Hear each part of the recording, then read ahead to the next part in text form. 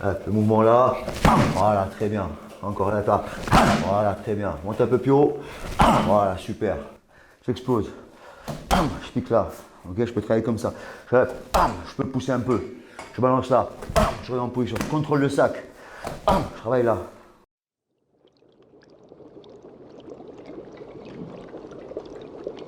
Bonjour à tous et welcome au MMA Secret Lab. Aujourd'hui, je vous ai ramené un ténor du Muay Thai, monsieur Rodrigo Alamos.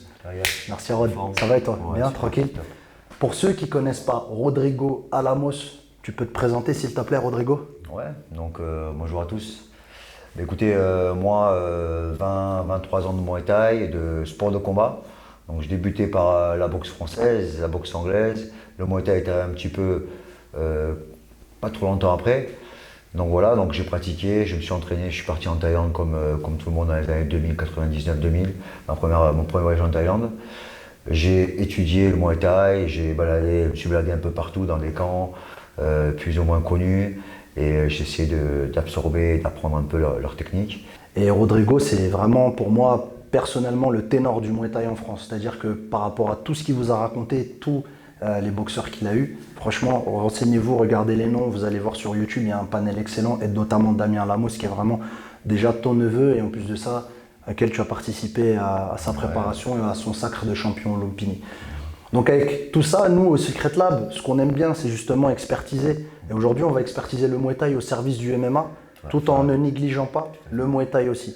Donc, du coup, aujourd'hui, on va travailler les genoux. Les genoux, ouais, tout à Donc le genou, la salade de genoux.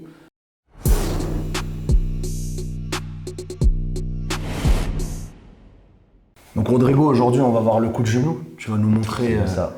comment le pratiquer en shadow, comment on va le pratiquer au pao et comment on va le mettre en application au sac. Donc pour bien placer un bon genou, déjà avoir une stabilité au niveau des épaules, bien gérer son gravité. La première chose, c'est de bien ancrer l'appui au sol pour avoir un appui bien ancré au sol pour avoir une stabilité. Je mets le genou, je me repositionne. Mes bras vont me servir de balance. Vous voyez les bras ici, ça me sert de balance pour aller chercher très loin avec le bassin, la bascule du bassin. D'accord? Positionner là, je pique, je reviens en position. Okay? L'importance du retour, pourquoi? Pour retrouver encore une fois la structuration de la garde et la disponibilité des appuis. D'accord? Donc là, je peux travailler sur une combinée. Point, je prends mon appui fixe, je le déclenche et je ramène bien pour stabiliser. Moi, je vais m'y mettre, tu me dis si c'est bon ou pas. J'envoie, voilà. Donc du coup, j'envoie ma combinaison ici, j'avance, je prends appui, Petit step, boum. voilà, balance Très du bien. bassin, retour. Si on monte au maximum sur la pointe des pieds pour dégager au maximum l'appui. Surtout en shadow, on travaille vraiment la mobilité du bassin. On va chercher de piquer le plus loin possible. Ok. Hop, hop, boum. Voilà, très bien.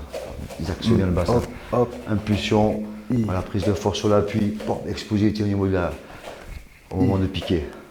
Ok, Honnêtement, ça c'est moi, je vraiment trouve une aussi. forme de corps moué ça. Exactement. Ça c'est vraiment une forme de corps moué parce que tu as insisté beaucoup sur l'aller et le retour. Bim.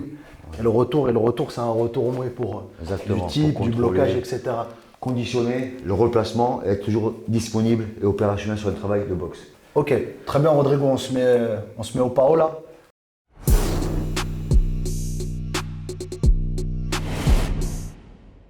Donc là, on va travailler le coup de genou au PAO. Donc d'où justement ce travail vraiment spécifique dans les sports de combat, le PAO, pour vraiment que le combattant sente l'efficacité et affûte sa technique au plus près, au plus réel du combat. Donc ça, c'est vraiment l'importance du PAO. Donc on rappelle le premier point. Déjà, on peut prendre la distance avec le bras avant, avec son bras avant. Donc Yacine, c'est un gaucher, il prend sa distance là. Il prend sa balance au niveau des appuis pour justement anticiper sur sa prise d'appel ici, quand il va faire le step pour préparer la force ici. Voilà, très bien. Il y a le genou qui pique. Très bien, là, t'as vu, j'ai eu un problème de déséquilibre. Exactement. Ouais. Donc c'est pour ça qu'il faut bien placer la tête là pour et absorber Bien la tête à prise l'intérieur. d'appui. Voilà, Ok. c'est ça, pour avoir le buste qui est bien stable. Ouais. Et balancer la hanche. Voilà, très bien. Ouais, comme tu veux. Encore là. Voilà, très bien. Tu veux monter un peu plus ton bassin pour percer. Voilà, un peu plus. Tu vois. Ok. Ce petit moment là de plus, bam, ça a piqué. Ouais, ça monte plus haut en Ça plus monte et plus ça haut. génère plus Exactement. d'énergie, on le sent. Exactement. Tu commences à travailler plus l'énergie de la balance du bassin. Le mouvement là. Voilà, très bien. Encore là, pas. Voilà, très bien. Monte un peu plus haut. Voilà, super. Ou avec la saisie comme au niveau de la tête. Voilà. Et après pour enchaîner le coup. Ok. Etc., etc. Ça sera pour une prochaine vidéo, la salade de coude. Ouais, c'est ça, exactement. Bon, on va mettre en application aussi au sac.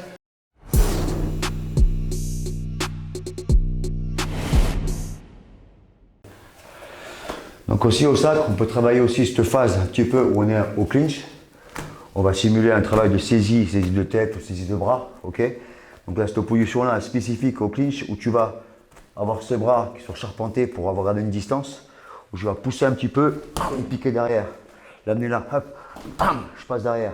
Donc l'important à mi-distance, c'est de pousser bien avec le bassin, se grandir pour bien engager, hop, le bassin et le genou, et bien piquer le genou.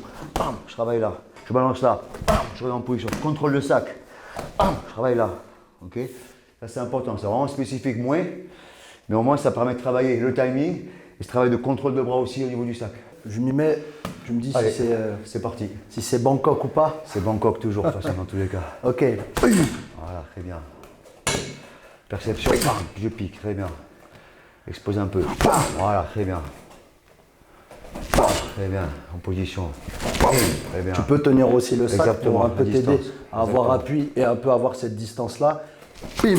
Et j'ai l'impression que tu peux cacher aussi un peu ton genou en travaillant ici Il joue avec ta ce main. travail de bras avant. Bam. Ok. Ensuite, tu avais dit, le deuxième, c'était ici, le clinch, c'est ça? Ouais, Hop. c'est ça. Donc là, je suis trop vers l'avant, je le sens. Exactement. Donc je devrais avoir juste les mains en contact, c'est tout à peu près. Ta jambe avant qui va te permettre d'avoir cet appui-là sous l'épaule pour pouvoir propulser correctement ton genou. Pour vraiment te grandir, exposer vers l'eau. Voilà, pour vraiment que tu montes au moment du genou, tu montes au niveau du corps. Tu te soulèves un peu. Voilà, tu peux travailler tes genoux, très bien. Voilà, très bien. Voilà, tu peux tirer vers toi, tu peux tirer le sac vers toi, après repartir, pousser. Voilà, préparation, très bien. On va vous montrer plutôt une variante pour le MMA, on va vous la montrer. Donc un genou, quand l'adversaire descend au sol, comment on va le mettre, de quelle façon. Donc je vais enfiler les mitaines de MMA, toi aussi. Ouais, c'est parti. Et on va partir pour une petite technique intéressante justement sur la continuité du genou pour le MMA. Au top. On y va. Let's go.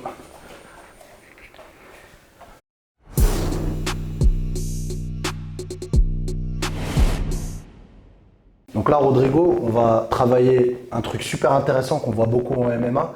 C'est le contre du genou quand une personne Tu as l'intention de descend au sol ou a l'intention de descendre, d'amener au sol en préparant ou sans préparer son attaque face à quelqu'un justement comme toi qui a l'habitude des coups de genou en direct, etc. Donc la façon de le rentrer le plus efficacement possible. Donc on va se mettre en position. Moi, mon but à moi, ça va être un peu de t'emmerder comme tout à l'heure avec ce qu'on a fait, tu vois, ce travail-là, et je vais descendre au sol avec une attaque un peu foireuse, un peu au hasard. Hop, boum. Ok, très bien. Donc tu peux nous expliquer en même temps ce que tu fais quand moi je descends au sol. Donc là, moi je suis en train de préparer mon attaque, je suis en train vraiment de brouiller les pistes, soit avec du jab, soit avec n'importe quoi, mais je suis pressé. Je suis un lutteur qui est pressé parce que lui il est très bon en pied-point, donc j'ai envie de l'amener au sol. Je vais faire l'erreur de me jeter sur lui bêtement la tête la première. C'est ma tête qui va prendre et vous allez voir, Rodrigo il va expliquer le pourquoi du comment. Donc je suis ici, je suis en train de jab, hop, hop, je t'embête un petit peu, hop, boum, hop, ici. Donc tu vois, je suis en train un petit peu de te mettre la pression, mais boum, super. En plus, le genou il monte grave à la tête. Ouais, direct. Le truc, c'est que tu as pas mal de mecs justement qui se jettent la tête la première, donc faut en profiter. Quelqu'un comme toi, faut être opportuniste et balancer un coup de genou directement. C'est pour ça que la transition pied-point, enfin surtout avec le genou, la première chose à voir, c'est le travail de perception et d'appui. Donc comme on est en mode contre, j'ai les appuis qui sont prêts, disponibles, de manière à faire directement la surprise et être explosif au bon moment. Bien sûr, la perception est importante, l'expérience aussi, par rapport à l'opposition, mais la technique elle est vraiment très bien pour le MMA. Et encore une fois, je cherche mes appuis de manière à avoir une attitude de contraire. Pour contrer, je perçois bien, je ne me fais pas perturber. Là, quand il déclenche, directement, je monte. Donc là, je ne vais pas avancer sur lui, parce que c'est lui qui vient sur moi. C'est à moi de contrôler ma distance, avoir le bon timing et monter le genou ascendant. Ce n'est pas un genou qui avance vers l'avant, c'est un peu ascendant. Donc ça va arriver comme un uppercut. On va faire maintenant l'inverse. Ouais. Donc l'inverse, c'est moi qui suis contre la cage. Donc pour X raisons, parce que tu es un très bon striker et du coup, bah, tu veux me forcer, me pousser justement avec ton striking à aller quoi qu'il arrive me jeter dans tes jambes. Donc c'est toi qui vas mettre la pression debout et c'est moi qui vais la subir. C'est moi qui vais la subir et je vais descendre à un moment ou à un autre. Boum. Super. En plus, ce que Rodrigo a fait là, c'est que tu t'es décalé sur le côté. Exactement. J'ai absorbé avec un décalage. Surtout qu'en plus, Yacine, c'est un gaucher. Ok, on reprend. Donc ici, hop, c'est toi qui m'agresse en box, je recule même contre la cage, hop, contre. Très bien. Ah ouais, si je mets pas mes mains, je fais dodo. Je fais dodo, même je suis ouvert. Hein. Parce que là où tu les mets, ce qui est intéressant, c'est que moi, souvent les mecs ils le prennent au menton. Non, au menton, ouais, c'est mais vrai. là, toi, j'ai l'impression que ta rotule, elle monte dans une zone, là, genre ici un peu la tempe.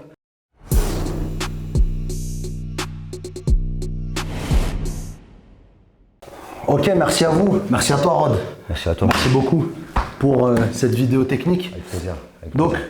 n'oubliez pas de vous abonner à la chaîne MMA Secret Lab et de vous abonner au compte Instagram de la Team Alamos, de Rodrigo Alamos, qui justement exerce à Doménil, c'est ça? C'est ça, Club de Milan 12e.